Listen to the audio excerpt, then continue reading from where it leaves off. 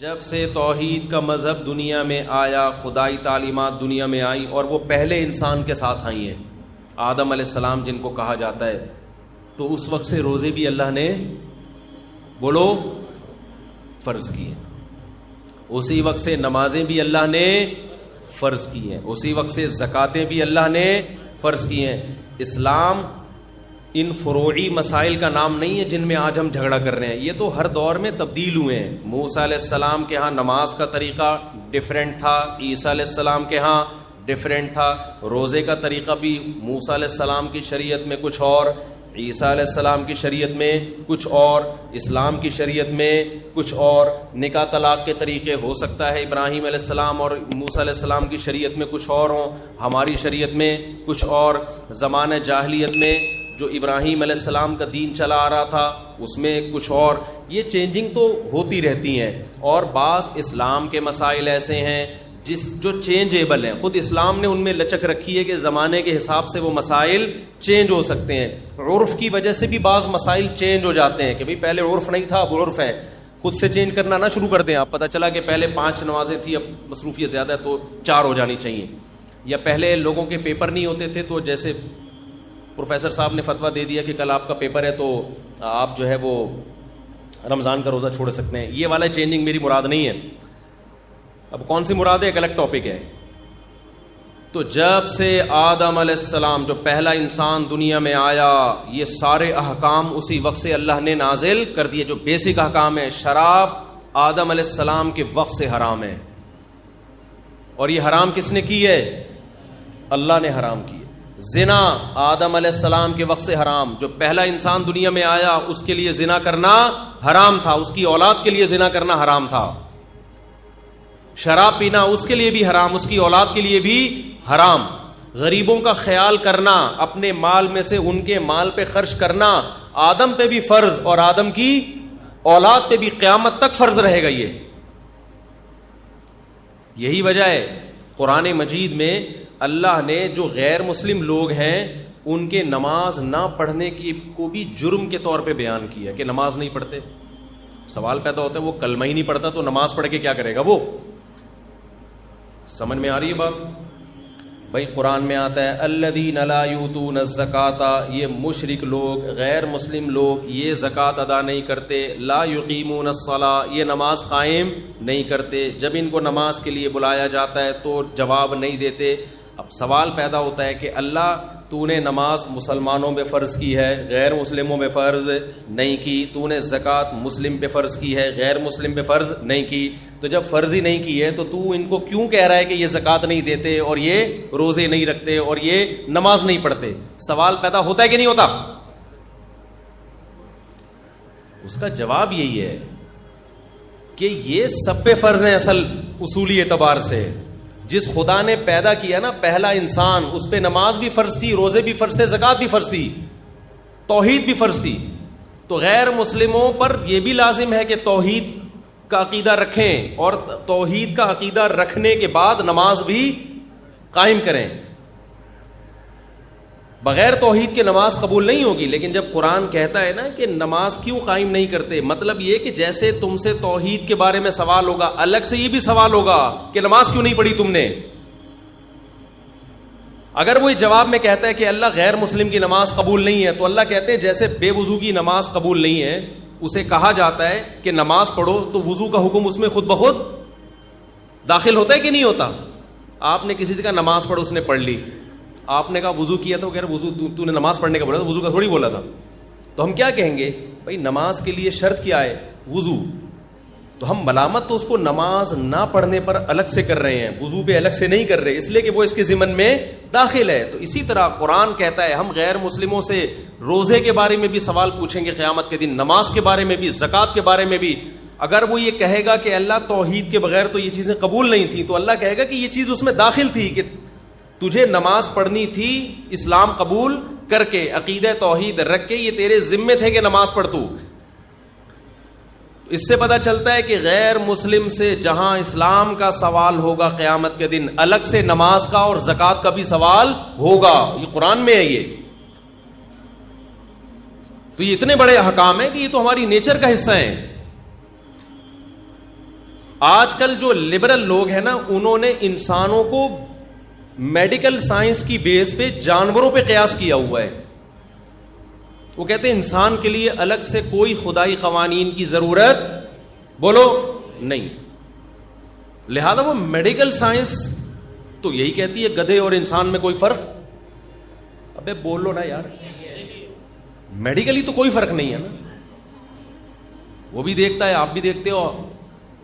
بھائی بات یہ ہے کہ میڈیکلی فرق نہیں ہے, لیکن روحانی طور پر زمین اور آسمان کا فرق ہے. یہی وجہ ہے کہ کسی انسان کو گدھا بول دو وہ غصے سے پاگل ہو جائے گا, اور وہ حرکتیں کرے گا جو گدھا بھی نہیں کرتا, اتنا پاگل ہو جائے گا غصے سے.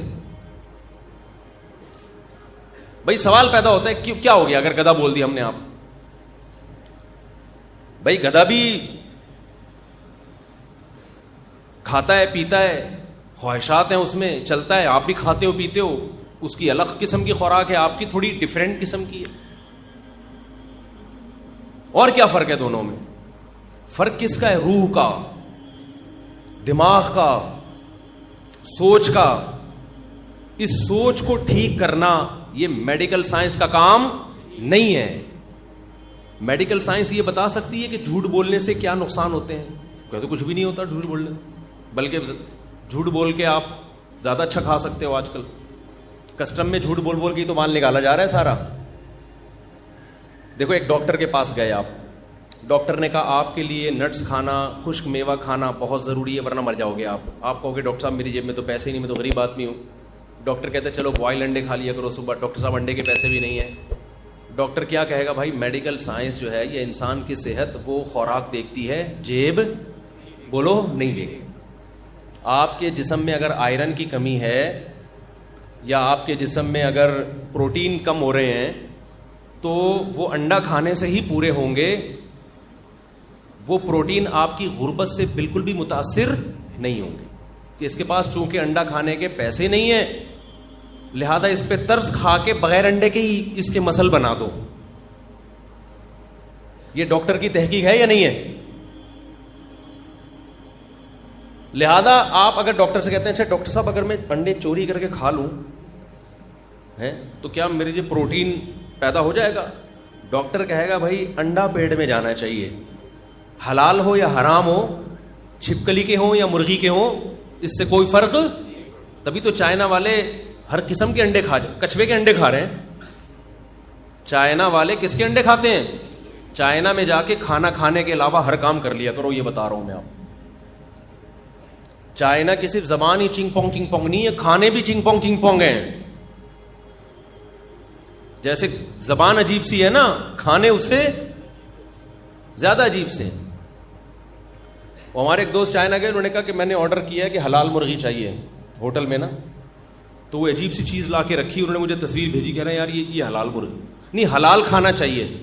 تو انہوں نے سمجھا کہ حلال کھانا چاہیے اس کا مطلب اس کو وہ نہیں چاہیے, یعنی کتے متے نہیں چاہیے, اس کو مرغی چاہیے. تو انہوں نے زندہ مرغی کو جلتی ہوئی کڑھائی میں ڈالا, زندہ مرغی. وہ ایسا ہی کرتے ہیں, جب آخرت پر ایمان نہ ہو نا تو کچھ بھی کر لو پھر آپ. زندہ مرغی بوائل پانی میں, یہ جلتی ہوئی کڑھائی میں, میرا خیال ہے بوائل پانی میں ڈال کے وہ جب مر گئی ہے نکالا, اس کے پر صاف کیے اور لا کے ان کی خدمت میں پیش کر دی, پوری آنکھوں سمیت, کھال سمیت. انہوں نے مجھے تصویر بھیجی کہ حلال کا جب یہ حال ہے تو حرام کیا ہوگا. سمجھتے ہیں کہ نہیں سمجھتے؟ وہ بے زبان جانور ہے یار, آپ نیٹ پہ دیکھ سکتے ہو, ہم سے تو دیکھی نہیں جاتی یہ چیزیں, اتنی اذیت دے رہے ہو جانور. تو دیکھو جس کے دل میں رحم کا جذبہ ہوتا ہے نا, وہ جہاں انسانوں کے لیے رحم دل ہوتا ہے جانوروں کے لیے بھی ہوتا ہے. یہ نہیں ہوتا کہ انسانوں کے لیے الگ قوانین اور جانوروں کے لیے الگ. اگر وہ جانوروں پہ رحم نہیں کر رہا, صرف انسانوں پہ کر رہا ہے, تو وہ کسی ایگریمنٹ کے تحت کر رہا ہے انسانوں پہ.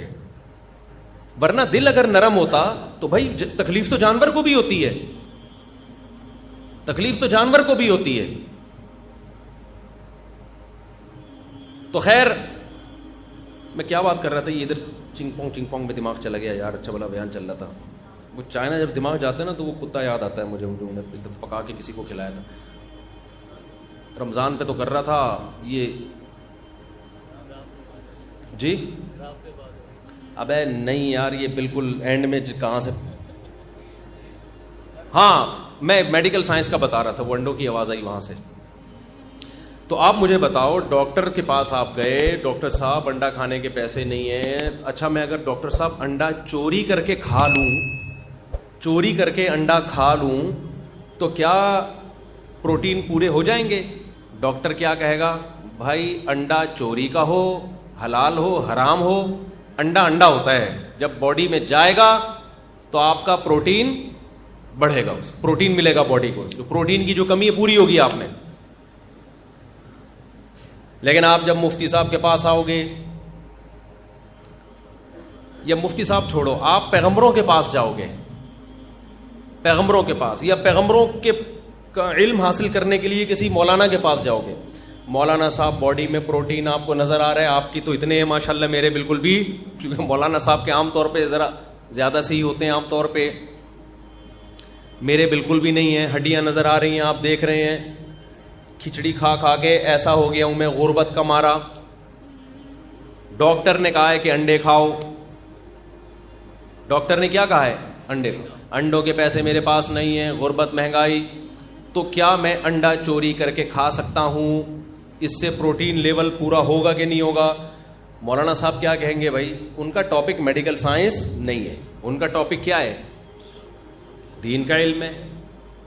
وہ علم جو انسان کو انسان بناتا ہے, انسان اور گدھے میں فرق کرتا ہے.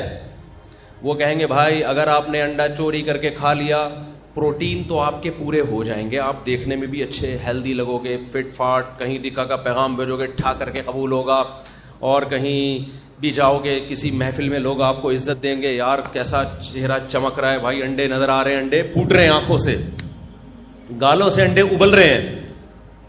کیونکہ 2 انڈے کھانے سے تھوڑی, تو پھر انڈے روزانہ چوری کرنے پڑیں گے نا, پھر تو ہمیں اپنی مرغیوں پہ پہرا بٹھانا پڑے گا.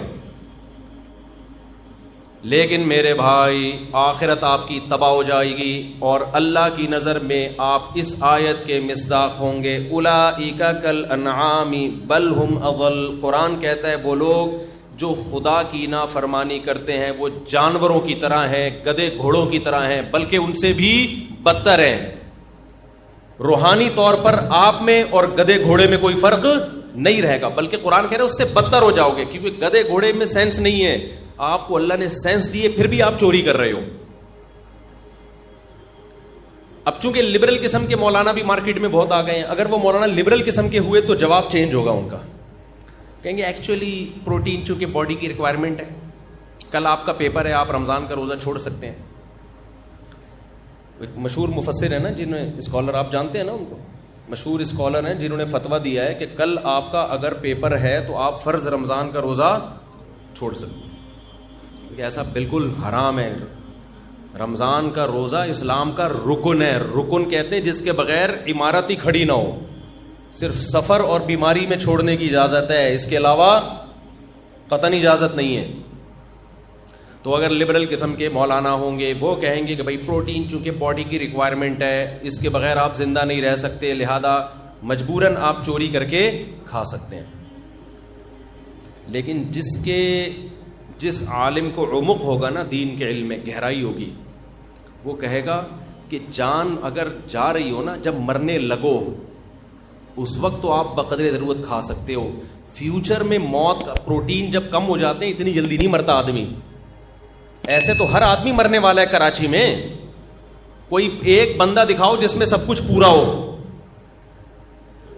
ڈاکٹر کہتے ہیں وائٹامن ڈی تو 90% لوگوں میں ہے ہی نہیں. وائٹامن ڈی کی کمی سے بھی تو کتنی بیماریاں پیدا ہوتی ہیں. اب آپ نے کیا کیا کہ چونکہ میرے پاس وائٹامن ڈی کی کمی پوری کرنے کے لیے جو غذائیں چاہیے وہ غذائیں اتنی مشکل ہیں, آپ نیٹ پہ سرچ کرو, اس کے لیے آپ کو پتہ نہیں شلجم کے پودے خود لگا کے کھانے پڑیں گے, مچھلی کی خاص قسمیں آپ کو کھانی پڑیں گی, اور پتہ نہیں کیا کیا کھانا پڑے گا. اس کے لیے آپ کو جب تک لوگوں کی جائیدادیں نہیں کھاؤ گے آپ کا وٹامن ڈی اس زمانے میں پورا نہیں ہو سکتا. دھوپ تو ہے ہی نہیں نا, بیٹھتے ہی نہیں دھوپ میں, اور کہتے ہیں دھوپ سے بھی پورا نہیں ہو رہا وہ.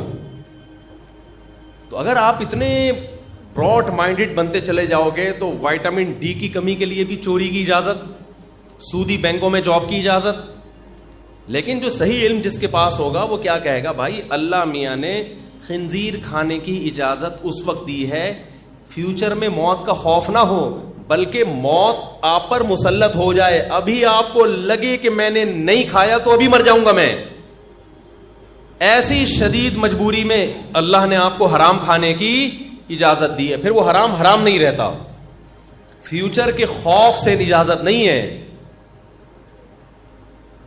دیکھو رمضان کا روزہ چھوڑنے کی اجازت ہے اس شخص کو جس کو غالب گمان ہو کہ روزہ رکھا تو بیمار ہو جاؤں گا، میں ابھی بیمار ہو جاؤں گا. لیکن اگر کسی کو یہ خوف ہے کہ میں نے روزے رکھے تو اس سے میرا کولیسٹرول زیادہ کم ہو جائے گا، جب کولیسٹرول زیادہ کم ہوگا تو پھر یہ ہوگا، پھر یہ جب ہوگا تو پھر یہ ہوگا، پھر جب یہ ہوگا تو پھر یہ ہوگا، پھر ہو سکتا ہے پھر یہ ہو جائے، پھر ہو سکتا ہے پھر یہ ہو جائے، ہو سکتا ہے 6 سال میں مر جاؤں. اس خوف سے روزہ چھوڑنے کی آپ کو اجازت بولو نہیں ہے. پھر روزہ چھوڑیں گے تھوڑی ہے، ابھی لگ رہا ہو بھائی آج روزہ رکھا تو ٹیں ہو جاؤں گا میں، ٹھیک ہے نا، یا گیا یا بیمار پڑ جاؤں گا، ابھی غالب گمان ہو. کل پرسوں ترسوں کا اتنا لمبے چوڑے نہیں ہوتے، ورنہ تو پھر شریعت کے ہر حکم کا مذاق اڑائیں گے لوگ، اس کو تماشا بنا لیں گے. تو میں یہ کر رہا تھا کہ ڈاکٹر صاحب آپ کو یہ کہیں گے کہ انڈا چوری کا ہو یا بغیر چوری کا، اخلاقیات سے تو اس کا تعلق ہے کہ چوری نہ کریں، لیکن باڈی آپ کی نہیں دیکھتی. لیکن مولانا صاحب آپ کو کیا کہیں گے؟ بھائی بغیر پروٹین کے سوکھے سڑے ہو کے زندگی گزار لو، کوئی بات نہیں، تمیز سے مر جاؤ، قیامت کے دن تمہارا شمار انسانوں میں ہوگا، حیوانوں اور جانوروں میں نہیں ہوگا. اور اگر کھا کے حلال حرام کی فکر کیے بغیر فل پروٹین کے ساتھ قبر میں چلے گئے تو اٹھتے ہوئے آپ کے پروٹین نہیں ہوں گے جس دن قبر سے اٹھو. یہ تعلیمات ہیں مذہب کی اور یہ سب سے قدیم ہے. انسان جب دنیا میں آیا تو اخلاقیات کا علم اسی دن سے دنیا میں آیا ہے، کیونکہ انسان کو دیکھو میڈیکل سائنس اب ترقی کر رہی ہے، ماضی میں جائیں گے تو میڈیکل سائنس کی ترقی زیادہ ہوگی یا کم ہوگی؟ بولو نا، کم ہوگی. ہو سکتا ہے آدم علیہ السلام کے دور میں تو میڈیکل سائنس کی بنیادی اکائیاں ہی لوگوں کو نہ پتا ہو، بس یہ پتا ہو کہ کھانے سے پیٹ بھرتا ہے اور پینے سے پیاس بجھتی ہے. اب ماضی میں جائیں تو ایسا ہی ہے نا، بہت سارے پرانے فلسفے تھے غلط ثابت ہو گئے. حکمت کے حکیموں کی رائے میں بھی تبدیلی آتی رہتی ہے. کچھ حکیموں کی باتیں ایسی ہیں جو صدیوں سے چلی آ رہی ہیں، چلتی رہیں گی، ڈاکٹر بھی اب اسی کو مان رہے ہیں، لیکن بہت سی باتیں چینج ہو چکی ہیں. اب مسئلہ یہ ہے، میں ایک مثال سے بات سمجھاتا ہوں. یہ جو کان میں دوا ڈالنے سے روزہ ٹوٹتا ہے کہ نہیں ٹوٹتا، ہمارے یہاں جامعۃ الرشید میں اس پہ چند سال پہلے تحقیق شروع ہوئی، کیونکہ جتنے ہمارے قدیم فقہا ہیں سب نے یہ لکھا ہے کہ کان میں دوا ڈالنے سے روزہ ٹوٹ جاتا ہے. اور اس کی وجہ یہ لکھی کہ جب ہم کان میں دوا ڈالتے ہیں تو ہمارے دماغ میں جاتی ہے وہ، تو جب بھی کوئی چیز ہم کھائیں نا دماغ میں جائے یا پیٹ میں جائے تو روزہ ٹوٹ جاتا ہے. یہ اجماعی مسئلہ ہے. اب جدید سائنس نے، میڈیکل سائنس نے یہ کہا کہ بھائی علماء کو اس طرف متوجہ کیا کہ آپ یہ لکھتے ہیں کہ کان میں دوا ڈالنے سے چیز دماغ تک پہنچتی ہے، حالانکہ میڈیکل سائنس اب یہ کہہ رہی ہے کہ ایسا دماغ اور کان کے درمیان کوئی راستہ نہیں ہے. حلق میں تو جا سکتی ہے، پتہ نہیں حلق میں بھی جا سکتی نہیں جا سکتی مجھے نہیں پتا، لیکن بہرحال دماغ میں نہیں جا سکتی، حلق میں بھی نہیں جا سکتی میرا خیال ہے. اب علماء پریشان ہو گئے، یار یہ کیا ہو گیا، تو اتنے سالوں سے ہم مسئلہ لکھتے، حدیث میں ایسا کچھ بھی نہیں ہے. حدیث اس سے کیا ہے؟ خاموش ہے. حدیث میں سے تو یہ پتا چلے گا کہ باڈی کے اندر یعنی دماغ یا پیٹ میں کوئی چیز نہیں جانی چاہیے. تو ہمارا اجلاس ہوا اس پہ، دارالعلوم کرنگی میں بھی اجلاس ہوا، تو اس پہ چند حضرات نے یہ کہا کہ اس دور کے جو فقہا تھے اتنے ذہین تھے، جب انہوں نے ایک فتویٰ دیا ہے کہ کان میں دوا ڈالنے سے دماغ میں دوا پہنچتی ہے، روزہ ٹوٹتا ہے، تو وہ اتنے ذہین لوگ تھے، اتنے قابل لوگ تھے.